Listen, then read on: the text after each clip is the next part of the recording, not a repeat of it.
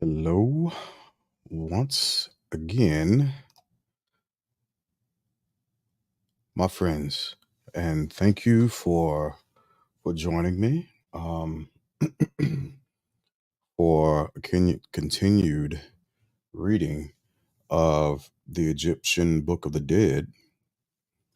I will get.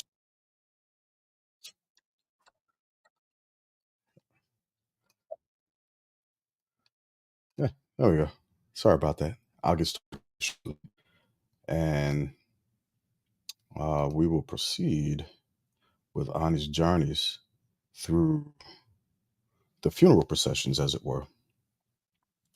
So we are at plate 19, and Ani has gone through a lot, done a lot, seen a lot, talked to a lot of people, yada, yada, yada, yada, a lot of deities. You can catch my previous readings of the Egyptian Book of the Dead. I'll be posting them all as soon. Well, I might actually start posting them later tonight.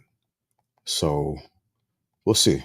We'll see. Depends on how tired I am and all that other good stuff. So I hope everyone had a very decent evening or day.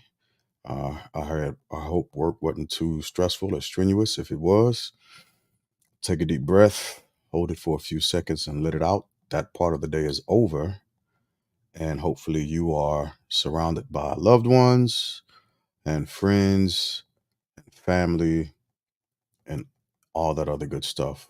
Or you are at least in a quiet place, uh, thinking about thinking about the day and going back over some things that you might have wanted to change or do better. So whatever the case, I hope it ends up working out for you. Also, uh, wanted to remind everybody to stay safe out there. It's cold. Things are frozen over, and it's a little bit dangerous to say the least. So, with that being said, we're going to hop right into it. These next two plates, plates 19 and 20, are fairly short, so I won't be live long. Um, I might actually give a read twice over just to catch something that I might have missed the first time. Uh, so we'll see. We'll see how it goes, and hopefully there aren't any crazy names that trip me up. I also want to send a shout out to my dad. His birthday was yesterday, so happy birthday, senior! And I hope you enjoyed it. And I will give you a call as soon as possible, probably tomorrow. Also, congratulations on your retirement. So just wanted to send that out. And for those of you all who are nearing retirement as well, I hope that you begin to live outside of the bondage created by fiduciary means. Hey, what's going on, my brother? How you doing? Hope you're doing well. Uh, I owe you a call, a follow up, and I'll do that. Hopefully, probably sometime tomorrow, man. Been thinking about your situation, doing a little reading, so on and so forth, and we'll catch up. Love you too, man, and hope and pray for the best for you. There's a lot of things going on. All right. So let's get into it. And so this will set the stage again. And after the stage has been set, we will be jumping directly into a hymn. And you'll know when I get there, because I will let you know that I'm there. So plate 19 out of the Egyptian Book of the Dead. Ani, Ani standing with both hands raised in adoration before Ra, hawk-eyed and seated in a boat floating upon the sky. On the bow sits Herupa Krat, or Harpocrates, Harpocrates, or Horus, the child, and the side is ornamented with the feathers of Maat and the Uchat. The handles of the oars and the tops of the rowlocks are shaped as hawks' heads, and on the blades of the oars are two Uchat. A hymn of praise to Ra when he riseth upon the horizon, and when he setteth in the land of life. Saith Osiris, the scribe Ani, homage to thee, O Ra, when thou risest as Timuheru Kuti, or Hamachis. Thou art adored by me, when thy beauties are before mine eyes, and when thy shining rays fall upon my body. Thou goest forth in peace in the sectet boat with fair winds, and thy heart is glad. Thou goest forth in the Atet boat, and its heart is glad. Thou stridest over the heavens in peace, and thy foes are cast down. The never resting stars sing hymns of praise unto thee, and the stars which never set glorify thee, as thou sinkest in the horizon of Manu, O thou who art beautiful in the two parts of heaven, thou Lord who livest and art established, O my Lord. Homage to thee, O thou who art Ra, when thou risest, and Tumu, when thou settest in beauty. Thou risest and shinest upon the back of thy mother, the sky. O thou who art crowned King of gods, Nut doth homage unto thee, and everlasting and never changing order embraceth thee at morn and at eve. Thou stridest over the heaven, being glad of heart, and the lake of Testes is at peace. The fiend hath fallen to the ground, his arms and his hands have been hewn off, and the knife hath severed the joints of his body. Ra hath a fair wind. The sectet boat goeth forth, and sailing along it cometh into port. The gods of the south and of the north, of the west, of the east praise thee, from whom all forms of life came into being. Thou sendest forth the word, and the earth is flooded with silence. O thou only one, who livest in heaven before ever the earth and the mountains were made. O runner, Lord, only one, thou maker of things which art, thou hast molded the tongue of thy company of the gods. Thou hast drawn forth whatsoever cometh from thee waters, and thou springest up from them over the flooded land of the lake of Horus. Make me to sniff the air which cometh forth from thy nostrils, and the north wind which cometh forth from thy mother, the sky. Make thou glorious my shining form. O Osiris, make thou strong my soul. Thou art worshipped in peace. O Lord of the gods, thou art exalted by reason of thy wondrous works.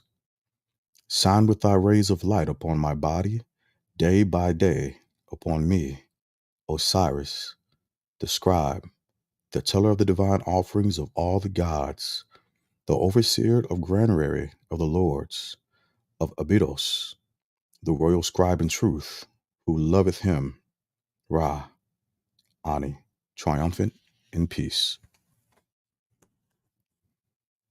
Here's the scene.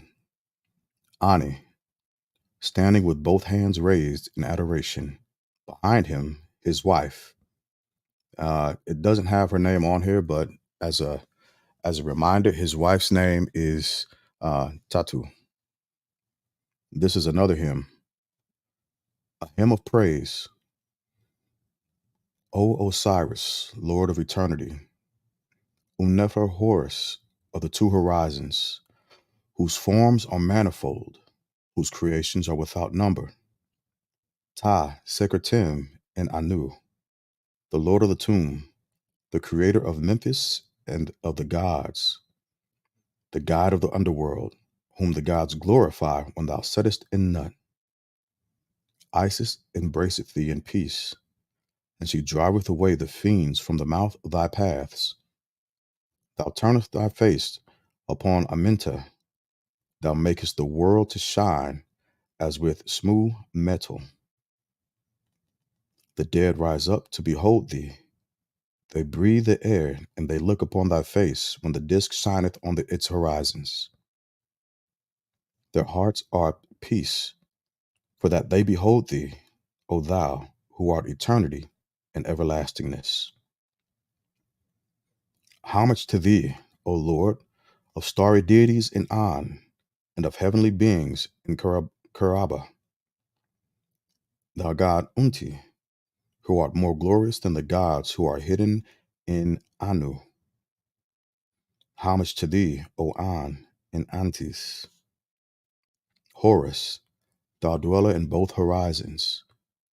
With long strides thou stridest over heaven, O thou who dwellest in both horizons. Homage to thee, O soul of everlastingness, thou soul who dwellest in Tatu, Unefer, son of Nut. Thou art Lord of Akkert. Homage to thee in thy dominion over Tatu. The Urite crown is established upon thy head. Thou art the one whose strength is in himself, and thou dwellest in peace in Tatu. Homage to thee, O Lord of the acacia tree. The succor boat is set upon its sledge. Thou turnest back the fiend, the worker of evil, and thou causest the Uchat to rest upon its seat. Homage to thee, O thou who art mighty in thine hour, thou great and mighty God, dweller in Anbrotif, Lord of eternity and creator of everlastingness. Thou art the Lord of Sutenhenen.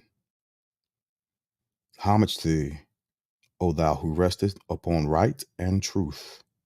Thou art the Lord of Abtu, and thy limbs are joined unto Tesseret.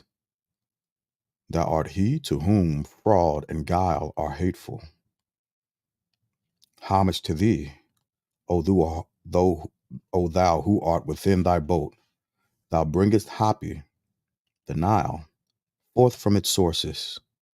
The light shineth upon thy body, and thou art the dweller in Nekin.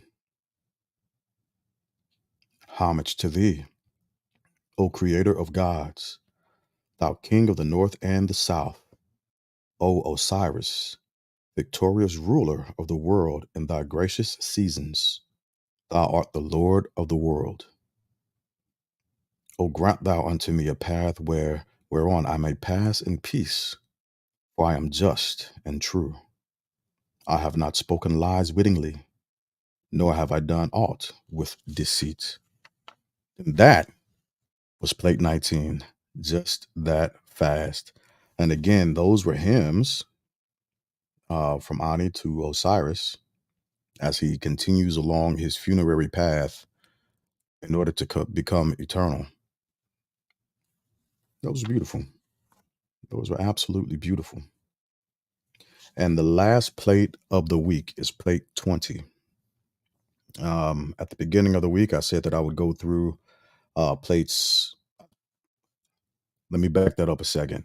So at the beginning of the week, I said that I would end up going through plates 15 through 20 in one night. And then I got to a couple of plates that were like, felt like the extended version. So I needed to cut it up a little bit. So there are in this specific edition or version of the Egyptian Book of the Dead, it only contains 37 plates. In the introduction, it says that there are over 200 different chapters and plates, rather.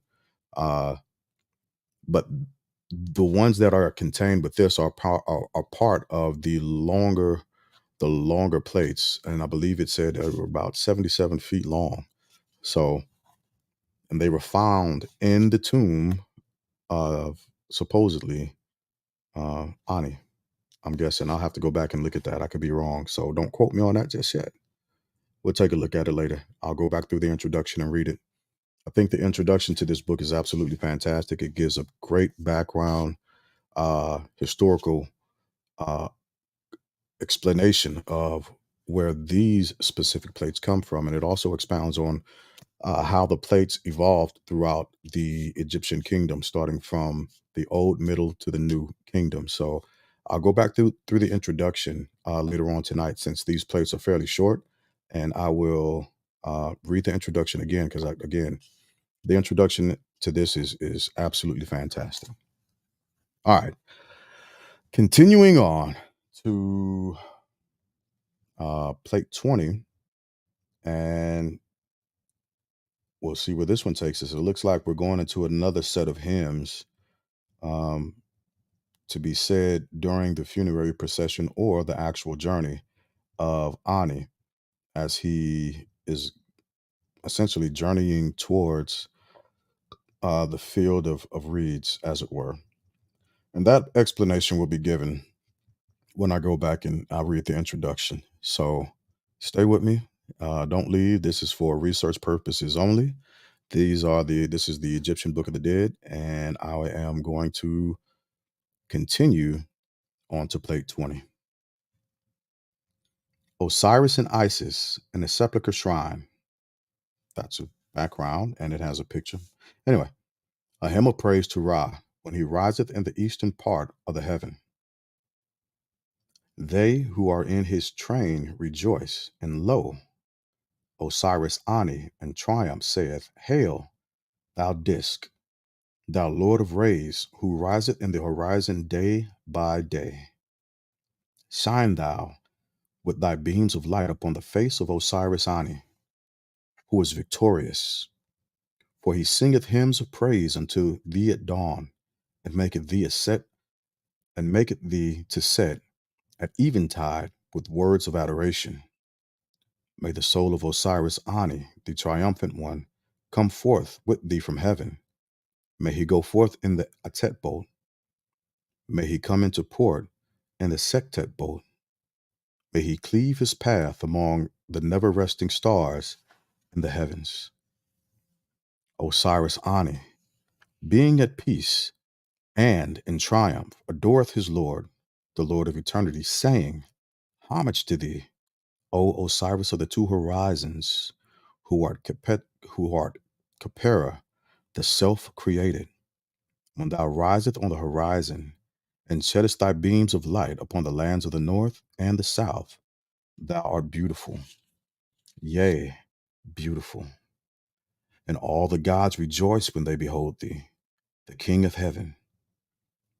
The goddess Unet, established upon thy head, her portions of the south and of the north are upon thy brow. She taketh her place before thee. The god Thoth is established in the bows thy boat, in the bows of thy boat, to destroy utterly thy foes.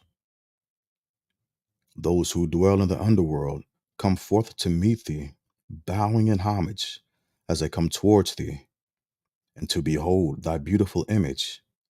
And I have come before thee that I may be with thee to behold thy disk every day. May I not be shut in the tomb. May I not be turned back. May the limbs of my body be made new again when I view thy beauties, even as do all thy favorite ones, because I am one of those who worshipped thee whilst they lived upon the earth. May I come in unto the land of eternity. May I come even unto the everlasting land, for behold, O my Lord, this hast thou ordained for me. And lo, Osiris Ani, triumphant in peace, the triumphant one saith, Homage to thee, O thou who riseth in thy horizon as Ra. Thou art established by the law which changeth not, nor can it be altered.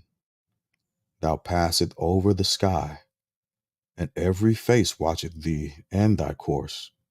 For thou hast been hidden from their gaze. Thou dost show thyself at dawn, and at eventide by day. The Sektet boat, wherein is thy majesty, go forth with might. Thy beams shine upon all faces. The number of thy yellow rays cannot be known, nor can thy bright beams be told. The lands of the gods and the colors of the eastern lands of Punt must be seen, ere that which is hidden in thee may be measured by man. Alone and by thyself dost thou manifest thyself when thou comest into being above new. May Ani advance, even as thou dost advance. May he never cease to go forward, even as thy majesty ceaseth not to go forward, even though it be for a moment.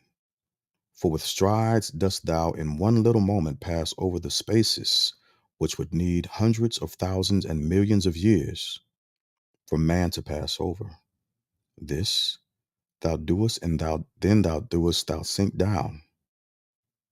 Thou puttest an end to the hours of the night, and thou dost number them, even thou endest them in thine own appointed season, and the earth becometh light. Thou settest thyself before thy handiwork in the likeness of Ra. Thou risest in the horizon. Osiris, the scribe Ani, triumphant declareth his praise of thee when thou shinest. And when thou risest at dawn, he crieth in his joy at thy birth. Thou art crowned with the majesty of thy beauties. Thou mouldest thy limbs as thou dost advance, and thou bringest them forth without birth pangs in the form of Ra, as thou dost climb up into the upper air. Grant thou that I may come unto the heaven which is everlasting, and unto the mountain where dwell thy favored ones. May I be joined unto those shining beings, holy and perfect, who are in the underworld. And may I come forth with them to behold thy beauties when thou shinest at eventide and goest to thy mother Nut. So in the original edition, the text continues in the next plate, but that is where I will stop. I'll stop at plate 21. And next week we will continue. We'll continue Sunday, 10 p.m. Eastern, uh, from Sunday. So I'll do Sunday, Monday, and Wednesday, and we'll go through plates 21 through 25.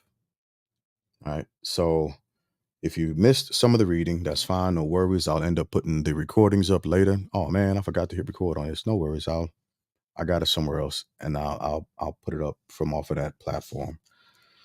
So as promised, or I stated previously, those plates read fairly quickly. And as I look through the table of contents, it looks as if plate 21 is somewhat long, 22 is short, 25 through 26 are short. Plate 27, however, looks to be long.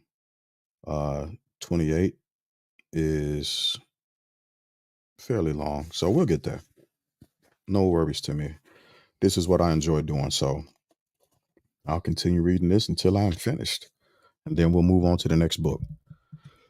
That is the goal. So, as promised, I'll go through and read the introduction. This will be fairly quick because I've read it multiple different times before. And, if you've heard it once, you've heard it 1,000 times. And plus, this is the internet and it's recorded. So you can hear it over and over and over and over again if you want from the previous recordings. So, the introduction to the Egyptian Book of the Dead. The book was translated by E.A. Wallace Budge, and this edited edition has an introduction by John Baldock. Introduction. To set the Egyptian Book of the Dead in its wider context, we need to remember that the civilization of ancient Egypt, the Egypt of the pharaohs, endured for well over 3,000 years before it came to an end with its annexation by Rome in around 30 BC. Periods of political strife and upheaval were balanced by times of peace and prosperity, the most significant of which coincide with the periods known as the Old Kingdom, which were 2650 through 2152 BC, the Middle Kingdom, 1986 through 1759 BC, and the New Kingdom, 1539 through 1069 BC.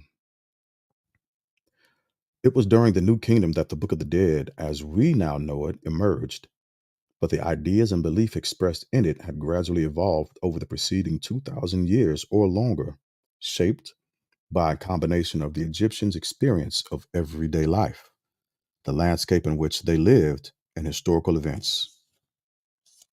The annual flooding of the Nile, on which the fertility of the land bordering the Great River depended, and the orbital movement of the sun, moon, and stars led to the belief that life followed a recurring cyclical pattern. Moreover, the universe appeared to be governed by an eternal cosmic order, Ma'at, within which everything had its rightful place. Even human life, whose principal phases of birth, youth, parenthood, old age, and death were compressed into a lifespan of about 35 years, was an integral part of this cosmic order. Like other ancient civilizations, the Egyptians expressed their beliefs through myths in which the exploits of the gods personified both visible phenomena and the invisible forces that drove the cyclical patterns governing the universe. The myths and the religion they inspired underwent a considerable evolution in the millennia prior to the emergence of the Book of the Dead, influenced partly by shifts in regional power and partly by the priests who attended to the temples and cult centers in cities up and down the Nile. However, two elements remain constant: the prominence of various gods associated with the sun, uh, in this case, Ra, Horus, and Aten, and the central role of the king or pharaoh. The latter made offerings to the gods on behalf of his subjects, and the gods reciprocated by giving life to the pharaoh and his people. According to the Book of the Dead, a similar reciprocal arrangement was believed to sustain the life of the deceased after his or her entombment. Of the many myths left behind by the ancient Egyptians, there is one that is particularly relevant for the Book of the Dead: the myth of Osiris. The full myth is quite lengthy, but its principal elements are as follows. The sky goddess Nut and the earth god Geb had four children: two sons, Osiris and Set, and two daughters, Isis and Nephthys. The brothers married their sisters. Osiris married Isis and Set married Nephthys. And Osiris, as firstborn son, succeeded his father to the throne of Egypt. He ruled the primitive Egyptians with kindness and educated them, thus laying the foundations of the great civilization they were to become. Set grew jealous of Osiris and murdered him. He murdered him to become, I'm sorry, I lost my place, and murdered him, dismembered his brother's body, scattered the pieces across Egypt, and seated himself upon the throne. Isis, with the help of her sister Nephthys and the gods Anubis and Thoth, located the pieces of her husband and gathered them together and mummified his body, thus restoring him to life. Rather than return to earth, however, Osiris became the eternal ruler of the realm of the afterlife, the netherworld, or Duat. Meanwhile, Horus, the son of Osiris, and Isis avenged his father by defeating Set and becoming king of his father's place. From then on, the living pharaoh of Egypt embodied the spirit of Horus, while his deceased father became a new Osiris. And that is the beginning. Well, that is the intro into the introduction for the Egyptian Book of the Dead. Reading a little bit further, reading a little bit further, we read the Book of the Dead. The Book of the Dead grew out of a long tradition of funerary texts, the first examples of which are known as the pyramid texts because they were written on the walls of the burial chambers of the pyramids of the pharaohs of the Old Kingdom.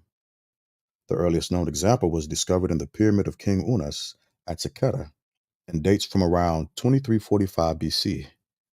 The purpose of the pyramid texts was to help the deceased pharaoh take his place among the gods, and to this end they included hymns, prayers, and magical spells to ward off the dangers encountered in the afterlife. Initially, they were exclusively for the royal use, but in the declining years of the Old Kingdom, the right to use them was assumed by regional governors and other high ranking officials, for they too wished to become identified with Osiris, who lived on as ruler of the netherworld. A new corpus of funerary text emerged during the Middle Kingdom, the coffin texts, which, as their name implies, were written on the inner surfaces of wooden coffins. These texts include spells drawn from the pyramid text plus many new compositions. Some of them also included illustrations. When the coffins changed from rectangular wooden boxes to a shape that followed the contours of the mummified body, the texts were written on a papyrus, which was rolled up and placed in the coffin with the deceased. Many thousands of these papyri were produced during the New Kingdom, by which time the Book of the Dead had passed into widespread use. The title Book of the Dead was first coined in 1842 by Richard Lipsius, the German Egyptologist, but it has been suggested that a more appropriate title would be Spells for Coming Forth by Day, for its purpose was to enable the deceased to emerge safely from the tomb in a perfected spiritualized form. Nowadays, the term Book of the Dead usually refers to the entire corpus of almost 200 chapters of spells from which a selection was made for inclusion in the individual papyri. Although the format for presenting the selected chapters became more or less standardized, the order in which they were arranged varied from one papyrus to another. Coming forth by day. The ancient Egyptians believed that the individual human being was compounded of several elements. The Kepru, meaning modes or manifestations of human existence, which disintegrated at death. These elements included the physical body or Kat, the heart, Ib, believed to be the seat of the mind or intelligence, the name Rin, which constituted the individuality of the deceased and was thus essential for his or her continued existence in the afterlife, the shadow Shut, which was also related to the individuality of the deceased but was able to separate itself from the body and enjoy independent freedom of movement, the life force or spirit Ka, which remained in the tomb with the body of the deceased and was nourished with a constant supply of offerings, the soul or spirit Ba, depicted in vignettes as a small bird with a human head, which was free to visit the world of the living during the day, returning to the tomb at sunset. The disintegration of these diverse elements was prevented through the mummification of the body, a process by which the deceased was transformed into a divine or spiritual form known as the Sa. When the mummy was placed in the tomb, it was believed to enter the Duat or netherworld, where it underwent two ceremonial rituals, the weighing of the heart and the opening of the mouth. The first of these was a form of judgment of the life of the deceased, whereby his or her heart was placed in a scale and weighed against a feather, symbolizing Ma'at. The ceremony was supervised by the jackal headed Anubis and the ibis headed Thoth, who wrote down the outcome. If the heart passed this test, the deceased could continue their passage through the Duat. If it failed, it was eaten by Amit, the devourer.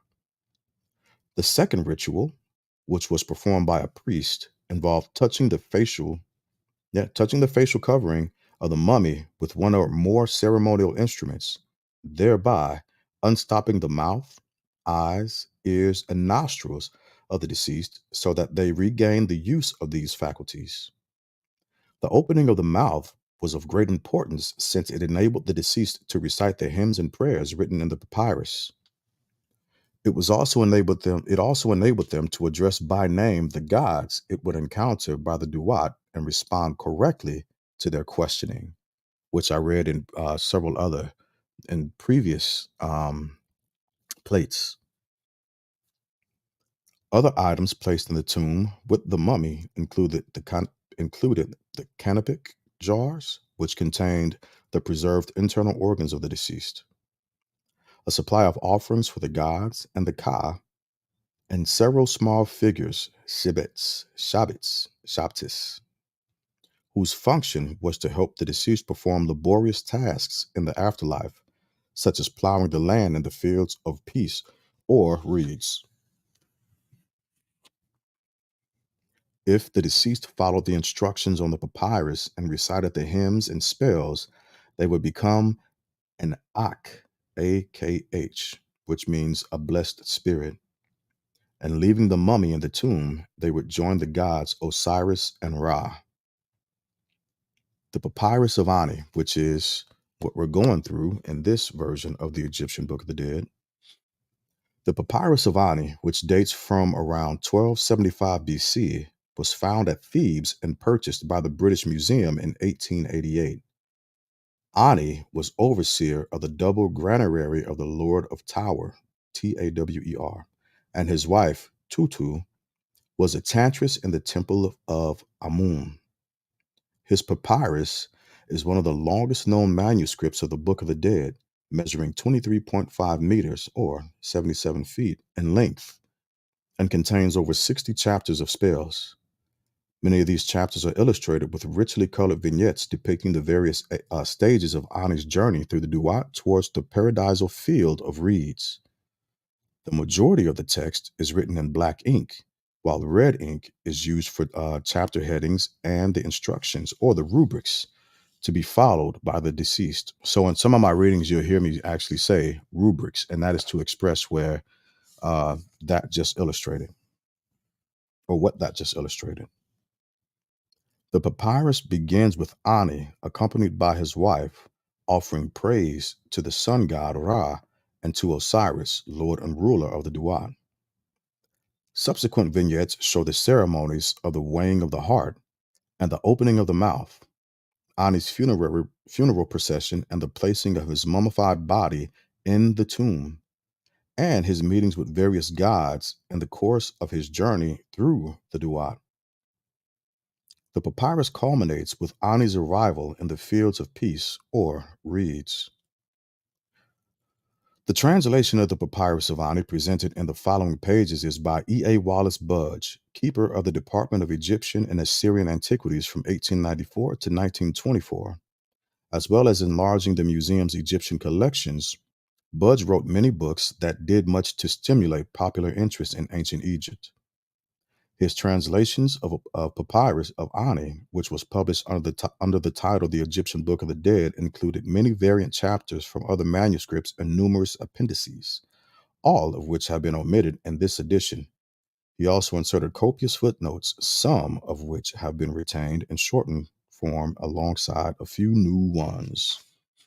And that is the glorious intro to this version of the Egyptian Book of the Dead. As always, folks, thank you for hanging out with me for the last 37, almost 38 minutes and listening to me read from this edition rather, of the Egyptian Book of the Dead.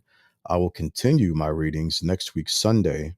I'll start 10 p.m. Eastern Standard Time, and I'll continue Monday, and then I'll skip a day. I have a meeting for my podcast, which is on Fridays, which is, of course, the Family Bloodline Podcast. You can catch us. I'll come back to that. So I have a meeting on Tuesday, but then I'll pick it back up again on Wednesday. And this will be, for this specific book, this will be the course of of what I'm doing.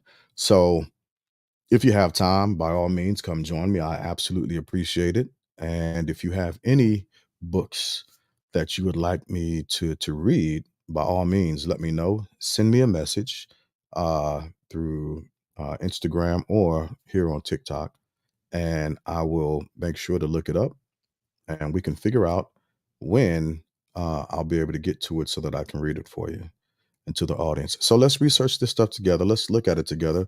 Of course, as I've said before, this is for personal research that I wanted to share with everyone who decided to listen and follow me as I go through this research.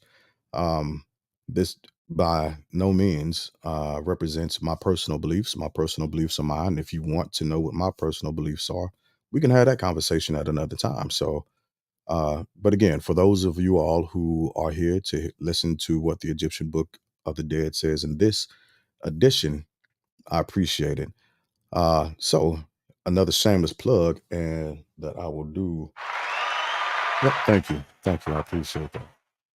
But another shameless plug for my podcast, the Family Bloodline Podcast. We air on Fridays at 10 p.m. Eastern Standard Time, 9 p.m. Central Standard Time, and 7 p.m. Pacific Standard Time. And we generally have the livest, latest topics.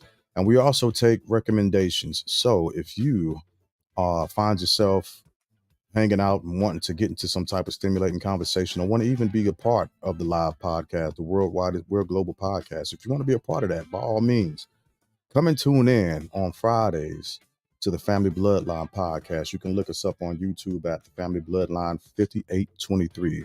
The Family Bloodline 5823. You can search us out. So, yeah, I appreciate y'all listening in. I'm going to hang out here for just a few more minutes. Uh, Actually, no, I'm not. I'm about to drink some water. That's what I got right there in my cup. And think about what I just read.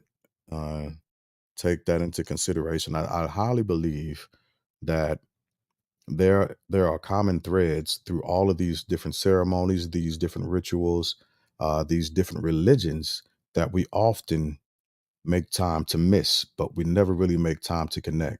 And that's one of the issues that I have with religions as an organization. There are things that continue to separate us that do not need to separate us. There are things that bind us that do not need to bind us. And if we've decided uh, to let that stuff go, then we can. But if not, by all means, continue in that. But always be curious about your beliefs. The answer at the end of the day, there is no one religion that has it all. There's something encased in all of these. And the reason why I say it is because we are all connected in various fashions. And if we can cut through the chase and figure out the things that are holding us together, the things that make us human, and begin to put our time in that, I think things would change for a lot of people. Just on a personal note, I give no allegiance to any one political side. Very similarly, so I give no allegiance to any specific religion. If you do, by chance, you know, good for you. And I hope the things work out for you that you are wanting to work out for you. Um, and there is no judgment in that. There's no argument, no malice in that. I hope you find what you're looking for within your journey and within your search, because you're worth it. So, with that being said, hey, as always, thank y'all for coming out. God bless and good night.